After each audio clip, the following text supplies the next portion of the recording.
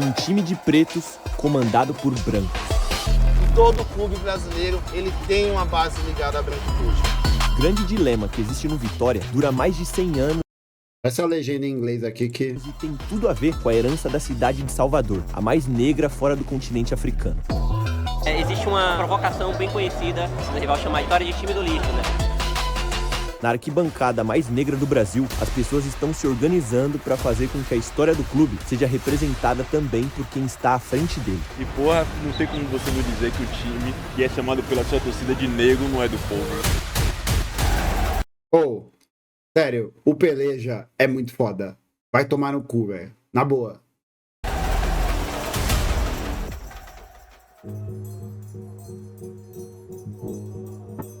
Salvador é uma cidade histórica que carrega uma herança muito forte de cultura negra. E é um lugar que tem um significado importante para mim. Uma parte da minha família é daqui, então mesmo que eu nunca tivesse vindo antes, eu sinto como se esse também fosse o meu lugar. E essa parada de identidade da cidade também tá muito refletida no futebol. Inclusive, meus avós... Nossa, eu quero muito ir pra Salvador, viu? Nunca fui pra Salvador. Nossa, eu tenho uma curiosidade pra conhecer, velho. Tá maluco, pô. Pessoal aí da Bahia de Salvador, quando eu for, quem não me levar pra turistar, eu vou dar uma imersão de libertar a sua fé interior, hein? Presta atenção. Meus avós se conheceram em um Bavi.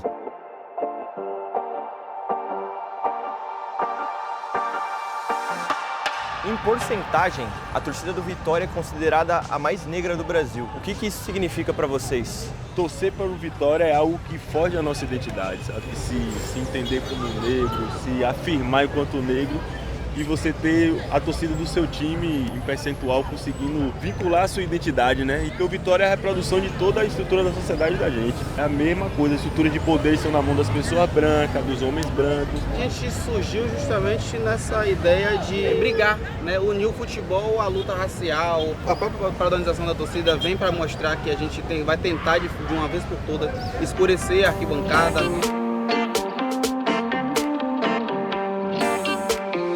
Todos os movimentos de torcedores que têm surgido nos últimos 10 anos para cá, Vitória Afro, Brigada Marighella, Rasta do Vitória, esse também tem agido de uma outra maneira. Esses movimentos são meio que olha que da hora mesmo pra gente conseguir implementar certos debates que nunca aconteceram dentro do Vitória, sabe? Debate de popularização, debate sobre a torcida negra, essa afirmação. O Vitória existe antes e depois do Barradão, o Barradão é um marco, né? A ida do Caralho, Vitória pra Canabrava, que gramadaço, velho. Caralho, que tapete, velho.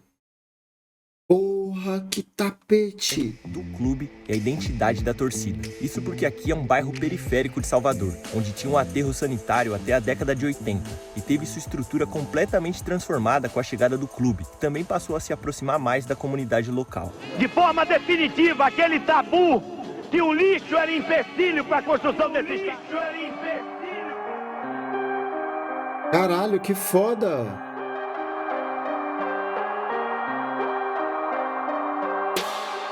Eu lembro de ver os jogos do Vitória, que rolavam aqui no Barradão, e sempre ficava meio impressionado com a quantidade de torcedores pretos nas arquibancadas que apareciam na televisão. Ver isso de perto agora fortalece ainda mais aquela ideia que eu tinha sobre ser um clube de pretos. E a própria história desse estádio ajuda a entender o porquê disso. O Bahia era um clube popular da Bahia nos anos 50, 60, mas a partir dos anos 70 isso se transforma. O Vitória passa a ser também um clube popular e passa a agregar muito torcedor e a gente cresce e se desenvolve a partir. Olha esse tapete, maluco. Olha esse gramado, que coisa linda. Aqui do Barradão. Existe uma provocação bem conhecida pela galera no Brasil de que o rival chama de Vitória de time do lixo, né? Isso remonta muito à nossa história, que na verdade é uma história de muito orgulho pro torcedor do Vitória. Que o Vitória transformou a realidade social de um bairro. Canabrava era um bairro que historicamente tinha um lixão, tinha um aterro sanitário. Era um bairro de pessoas que realmente foram marginalizadas, um bairro de assentamentos de famílias que foram excluídas e desapropriadas. Os times adversários lutaram muito para não vir para cá. A imprensa principalmente. Então, o Vitória teve que lutar bastante, e sua torcida também, pra gente poder mandar os jogos aqui. Aí é pra dizer que o time revolucionou o bairro. Revolucionou o bairro. O Vitória é Canabrava e Canabrava é o Vitória. Tudo mudou depois que o Vitória construiu esse estádio aqui, dentro do lixo, passou a ser mais competitivo, passou a ser mais popular e passou a ser um time dos baianos, passou a ser um time soteropolitano. Agora para pra pensar. No início da sua história, o Esporte Clube Vitória era parte da elite de Salvador e foi fundado, assim como a maioria dos clubes mais antigos do Brasil, por pessoas brancas que estavam formando times para praticar esportes. Com o tempo, essa popularização toda do clube começou a entrar em conflito com quem já mandava em tudo aqui. E quando se fala sobre isso em uma cidade como Salvador, o embate social tem tudo a ver com a cor da pele. Todo clube brasileiro ele tem uma base ligada à branquitude. Em Salvador, isso não é diferente. O Vitória surge da elite de Salvador, de pessoas muito ricas no Corredor da Vitória, a partir dos Valente e de sobrenomes que ainda se perpetuam dentro do clube, mas o Vitória se constrói e ele renasce dentro de Canabrava. A elite que era torcedora do Vitória, que sempre foi torcedora do Vitória, ainda está restrita às cadeiras numeradas, aos camarotes. Mas todo o resto, que é a grande maioria, são pessoas humildes, mas que preferem estar aqui, que querem torcer pelo Vitória, independente de qualquer coisa. Eu sabia que o Bahia é o time do ACM Neto, né? O primeiro candidato a governador que tentou dar o Paranauê, Paraná, na comissão étnica racial, né? O ACM negro não existe e não pode te machucar, né? Aí o cara foi lá e meteu...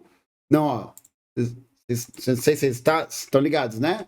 ACM Neto, Antônio Carlos Magalhães, né? Enfim, um dos políticos mais poderosos da história do Brasil, assim, de família. E o mano é branco, né? Acho que não resta nenhuma dúvida, né? E aí na eleição do ano passado, para tentar dar o... né? Para tentar, né? Fazer ali a boa, né? Para ganhar notoriedade ali com o público, não sei o que lá. Aí tem uma foto decente dele. Negro, né? Aí, no bagulho lá de inscrição dos políticos, né? Ele se declarou negro. O cara meteu o bronzeamento artificial laranja, né? Ele entrou no modo Trump, cenourinha, para poder falar que era preto. E aí perdeu a eleição para Jerônimo Rodrigues. Aliás, ó, recadinho importantíssimo, tá? O PT está no governo da Bahia há quase 20 anos e tem a polícia militar mais mortal do Brasil, uma grande contradição e que nenhum dos progressistas fala sobre. Nenhum dos progressistas fala sobre. Né? A Mãe Bernadette, uma liderança quilombola histórica, que vinha sofrendo ameaças há muito tempo, foi assassinada por conta de briga de titulação de terra quilombola. E aí o Jerônimo Rodrigues falou que a morte dela foi ocasionada por disputas, ó, vocês viram aqui?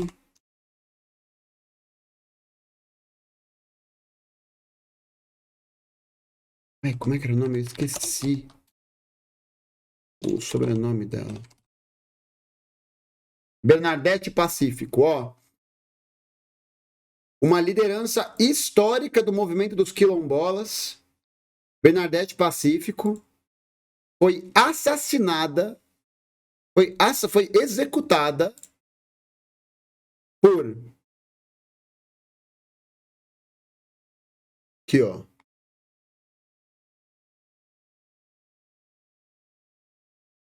Foi assassinada por conta de briga de titulação de terra na Bahia. E aí o Jerônimo Rodrigues, o atual governador da Bahia, do PT, disse que ela foi assassinada por briga de facção. Cadê os comunicador petista, os comunicador social-democrata, os comunicador social-liberal, que adora, né, ficar falando de fascismo, do Tarcísio, que é outro cocô, né? E aí tá lá, cadê eles falando dessa porra agora? Cadê? Não tem, né? Não tem. E aí aqui, ó, olha só que coisa. A mãe Bernadette foi assassinada. O Instituto Nacional de Colonização e Reforma Agrária, o INCRA, publicou nesta quarta-feira, no Diário Oficial, a notificação dos 44 proprietários ou ocupantes identificados dentro do quilombo Pitanga dos Palmares, onde ela foi assassinada. O processo de notificação dos proprietários se arrastava há quase 6 anos no INCRA. Segundo o órgão, uma vez que restaram infrutíferas as tentativas de identificação e notificação de todos os ocupantes, proprietários ou não constantes do perímetro do território quilombola de Pitanga dos Palmares, decidiu-se notificar esses proprietários por meio do edital. Com isso, os ocupantes ou proprietários desses imóveis rurais terão 90 dias para contestar a demarcação definida pelo INCRA. A demora na titulação do território do quilombo tem sido apontada pelos quilombolas e suas lideranças como a origem da violência contra a comunidade, que viu as suas 2 principais lideranças assassinadas a tiros em um intervalo de 6 anos. Em 17, o filho de Bernadette, Flávio Gabriel Pacífico dos Santos, foi morto a tiros enquanto deixava os filhos nas escolas.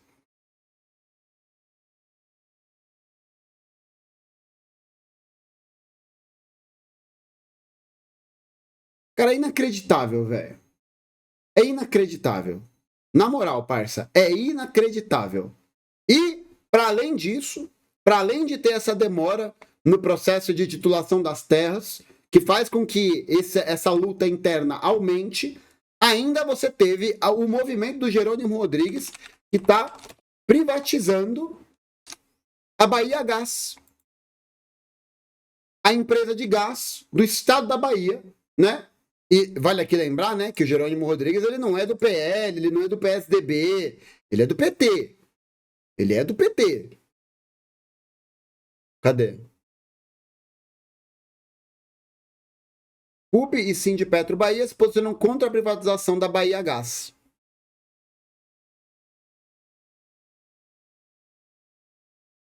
Ou seja, né?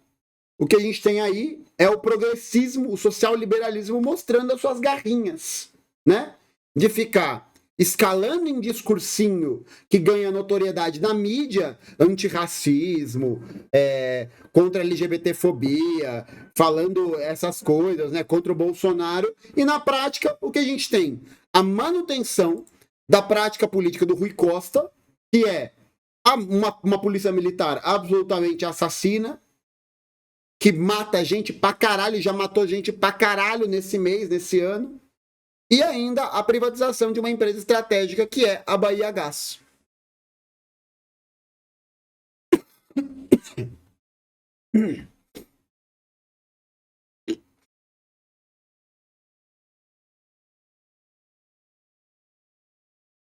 E é uma empresa lucrativa, né? É uma empresa que dá lucro, não é nem uma empresa que dá prejuízo. Enfim, vou deixar depois aí a notícia no vídeo para vocês darem uma olhada, tá? Mas é isso, né? É inacreditável, pô.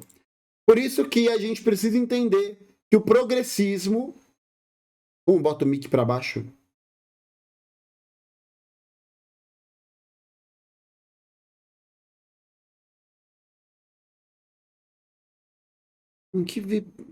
Presta atenção, presta atenção.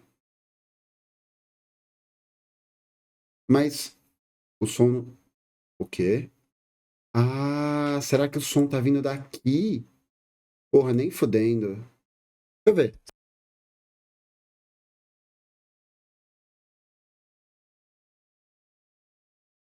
Porra, que susto, tio.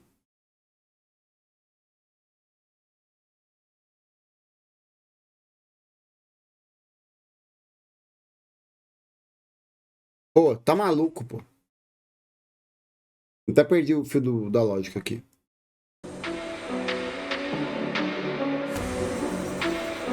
Com o tempo, o dilema sobre quem apoia o clube não ser exatamente quem dirige o clube chegou também na esfera política que comanda o que acontece no Vitória e representa sua torcida. A Frente Litoral Popular hoje tem 1/3 do número de conselheiros do Conselho Deliberativo. As coisas não são aprovadas se não passar por nós. E nós somos pretos, somos mulheres, somos torcedores de arquibancada que fazemos o Vitória um ambiente mais democrático popular, a representatividade, principalmente dentro do Conselho, com a Frente Vitória Popular, trazendo algumas pautas muito importantes que antigamente não eram debatidas, porque o torcedor e a arquibancada não fazia parte do núcleo político do clube, hoje faz. O que é importante a gente lembrar, gente, é que o progressismo apresenta aí os seus limites, né? E o que a gente percebe é que se a gente não consegue constituir um combate firme, alicerçado, sobretudo, a partir da perspectiva da luta de classes contra o genocídio da população trabalhadora negra, contra o processo de destruição da vida econômica da classe trabalhadora, a gente vai ter esse giro à direita, né? Porque a galera muitas vezes vai se confundir e falar: ah, a Bahia tem o governo do PT, logo a Bahia tem um governo progressista. Só que a Bahia tem os quadros do petismo mais reacionários que existem, Rui Costa, Jacques Wagner, Jerônimo Rodrigues, que ficam inventando desculpinha e que ficam inventando justificativa para as ações da Polícia Militar da Bahia, que são ações genocidas, que são ações que assassinam os trabalhadores, que são ações que perpetuam um quadro de violência e um quadro de opressão, e que a mídia, né, que os blogueiros progressistas, que os blogueiros do governo federal ficam pianinhos. Ninguém fala nada. Por quê? Porque não dá, porque que o Bolsonaro, porque... Entendeu? Vamos lá, né? Vamos analisar substancialmente e ideologicamente qual que é a diferença central da perspectiva política, ou seja, isso tem a ver com ação e com ideologia, tá? Política são sempre essas duas coisas ao mesmo tempo. Qual que é a diferença substancial de um governador que defende as ações de assassinato da polícia, de ações que são, muitas vezes, como é que é o nome daquilo? Que são... Fugiu a palavra. Que são...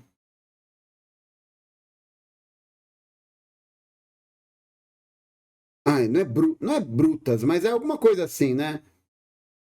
Qual que é a diferença entre dois governadores que, no meio de chacina, qual que era a posição do Jerônimo Rodrigues e do Tarcísio de Freitas? Truculentas, obrigado. Os dois defenderam a ação da polícia. Os dois defenderam a ação do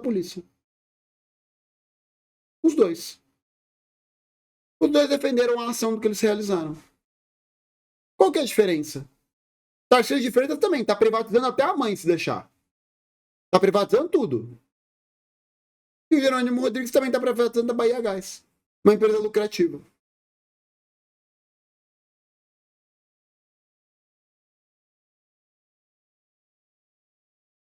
Tem muita gente falando. Quem que está falando? Eu não escutei um A de ninguém. Ah, mas no site da corrente interna, não sei o que, estão falando. Beleza. No site da corrente interna. E como que isso está sendo publicizado nacionalmente? Porque não adianta nada essa discussão estar inserida dentro de um plano da corrente interna de um partido, de uma organização, se isso não é publicizado e nacionalmente colocado como uma disputa interna. Não é. Porque se for para ser uma discussão que fica reduzida ao espaço interno da organização, e isso não é publicizado, isso não é polemizado para fora, isso não cria vínculo nenhum, não cria atração nenhuma, não cria nada. Vira só uma discussão interna. Quem mais do grande circuito de comunicação está falando isso? Quem?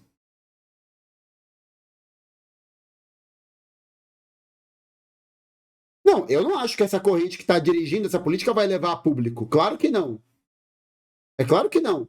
Mas como isso está sendo nacionalmente veiculado por comunicadores do chamado progressismo? Quem que está falando?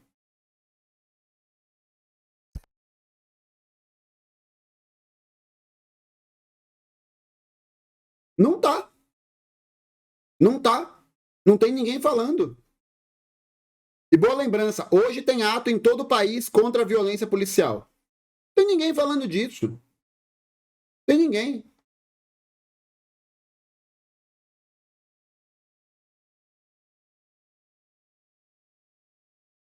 Então pronto, o negócio é esse. Essa é a questão. Não adianta nada a gente falar que essa discussão está sendo feito. E quem que está acessando essa discussão? 8 pessoas? 9 pessoas? A gente está debatendo aqui nesse espaço. E daí? Qual que é a atração que isso tem? Como que isso está sendo levado para outros locais que não são esses locais restritos das organizações? Não tá. Não tá. Né? Aí é que esse é o problema. Aí o povo vai lá e reclama. Ah, é porque o Bolsonaro. Ah, é porque o Tarcísio. Ah, porque o Ratinho Júnior. Não sei o quê. Pô, pau que bate em Chico, bate em Francisco. Pô, não adianta nada ficar defendendo a ação de governo só porque é do PT. Não. Esse é o retrato da despolitização. Esse é o retrato do rebaixamento e do giro à direita que isso está promovendo. Então pronto. É isso. Né? Você não tem visibilidade. O negócio é esse. A galera fala muito de pragmatismo e esquece. Tem que ser pragmático. Se não tem visibilidade, é como se não estivesse acontecendo. Tá ligado? Se as pessoas não ficam sabendo, se isso não vira um debate público, é como se isso não tivesse importância, como se isso não tivesse acontecendo. Porque senão você fala, não, claro que está discutindo. Mas como que a sociedade está participando disso? Como que a militância está participando disso?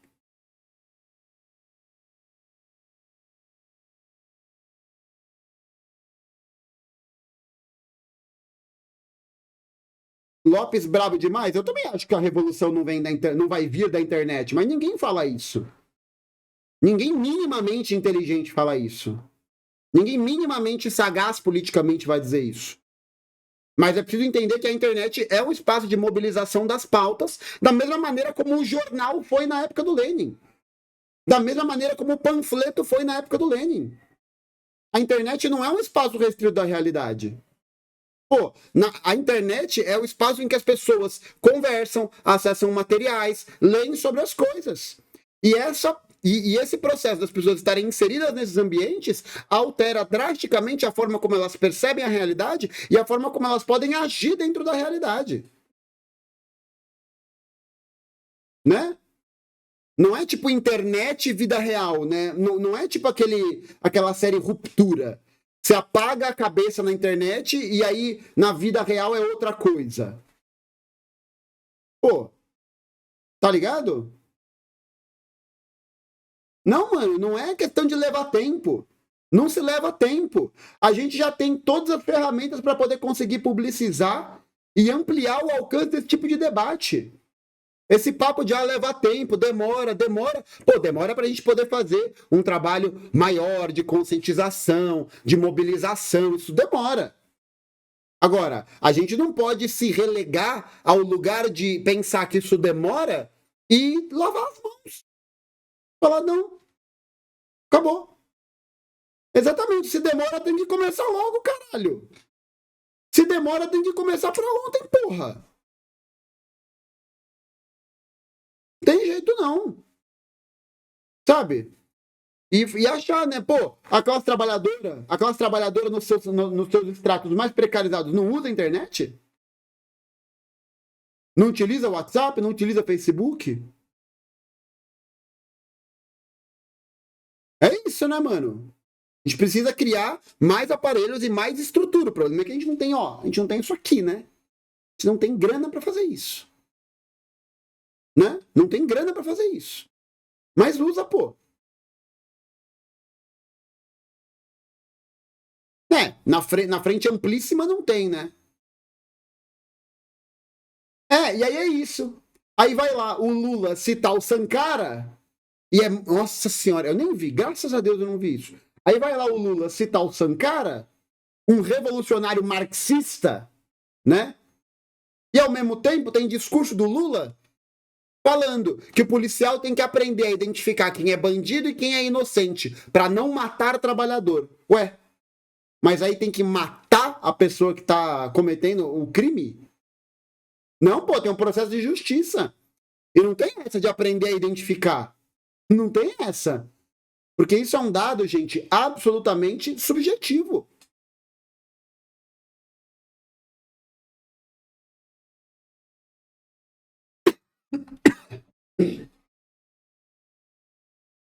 E geralmente racista, né? Geralmente é bom, né? Eu gosto de só ir racista.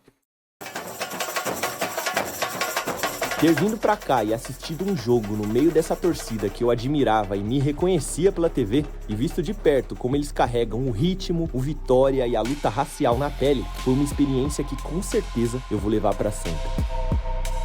Ser negra, me sinto completamente representada, uma das maiores torcidas do Brasil, me sinto contemplada, me sinto feliz, me sinto em casa, né? Que Barradão é como se fosse minha segunda casa.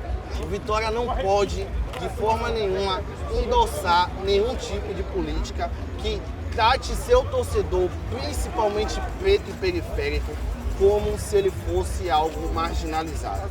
Ele é a prioridade, ele tem que ser a prioridade. Vitória é uma grande celebração das contradições. Tem ao mesmo tempo uma expressão de um futebol que ainda vale a pena cultivar, que ainda vale a pena lutar por ele, porque é um futebol que ainda tenta ser inclusivo, que ainda tenta ser popular. E porra, não tem como você não dizer que o time que é chamado pela sua torcida de negro não é do povo.